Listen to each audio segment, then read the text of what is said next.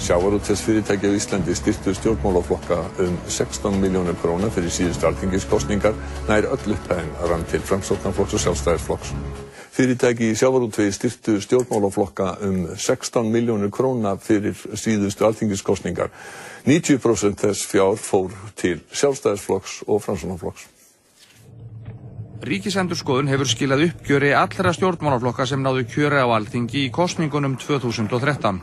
Fréttastofan hefur tekið saman upplýsingar stuðning fyrirtækja í sjávarútvegi við flokkana. 34 fyrirtæki í sjávarútvegi veittu Framsóknarflokknum fjárstuðning fyrir samtals 7,4 milljónir króna. Það eru 36,6% heildarstuðnings fyrirtækja við Framsóknarflokkin. 33 sjávarútvegsfyrirtæki styrktu Sjálfstæðisflokkinn rúmar 7 milljónir króna, sem eru tæp 30% af heildarstuðningi fyrirtækja. 3 fyrirtæki í sjávarútvegi styrktu Samfylkinguna 900.000 krónur samtals, 1 fyrirtæki lét Pírata fá 100.000 kall, 4 fyrirtæki styrktu Bjarta framtíð 325.000 krónur og 1 fyrirtæki styrkti Vinstri græna 250.000 krónur. Alls veittu fyrirtæki í sjávarútvegi rúmar 16 milljónir króna til stjórnmálaflokkana fyrir alþingiskosningarnar 2013. Af þessari upphæð fóru rúm 90% til Sjálfstæðisflokksins og Framsóknarflokksins. Samherji veitti mestu fé til flokkana, 1650.000 og eina sjávarútvegsfyrirtæki sem styrkti alla stjórnmálaflokkana. 6 fyrirtæki veittu stjórnmálaflokkunum 800.000 krónur. Þau eiga það öll sameiginlegt að hafa veitt Sjálfstæðisflokknum og Framsóknarflokknum 400.000 krónur hvorum og öðrum flokkum ekkert. Íslensk sjávarútvegsfyrirtæki styrktu frambjóðendur Sjálfstæðisflokksins rúmlega 7 milljónir króna í prófkjörum fyrir síðustu alþingiskosningar. Frambjóðendur annarra flokka fengu engan stuðning frá sjávarútvegsfyrirtækjum miðað við gögn Ríkisendurskoðunar. Ríkisendurskoðun hefur skilað uppgjöri allra frambjóðenda í prófkjörum stjórnmálaflokkana fyrir alþingiskosningarnar 2013.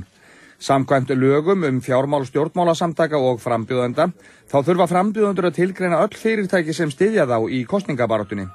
Sé heildarkostnaður frambjóðenda við framboðið undir 400.000 krónum þarf viðkomandi hins vegar ekki að skila sundurliðuðu uppgjöri til Ríkisendurskoðunar. Fréttastofa hefur tekið saman upplýsingar stuðning fyrirtækja í sjávarútvegi við einstaka frambjóðendur og sent þeim fyrirspurn hvort þau hafi styrkt einhverja frambjóðendur umfram það sem kemur fram í gögnum Ríkisendurskoðunar. Svo ekki miðað við svör fyrirtækjana. Ef litið til fjárstuðnings fyrirtækja í sjávarútvegi við einstaka frambjóðendur fyrir prófkjörflokkana, þá vörðu fyrirtækin rúmum 7 milljónum króna í að styðja einstaka frambjóðendur. Þessar 7 milljónir króna fóru til 17 frambjóðenda Sjálfstæðisflokksins. Frambjóðendur annarra flokka fengu ekkert. Illugi Gunnarsson menntamálaráðherra var sá frambjóðandi sem fékk mestan fjárstuðning sjávarútvegsfyrirtækja, rúmlega 1,3 milljónir króna. Elín Borg Magnúsdóttir, sem ekki komst á þing, fékk rúma 1 milljón og Jón Gunnarsson, alþingismaður, fékk slétta 1 milljón. Eskja var duglegust við að styðja einstaka frambjóðendur Sjálfstæðisflokksins. Hún lét þá fá samtals 1 milljón króna. Brim studdi þá 800.000 krónur og Þorbjörn sömuleiðis.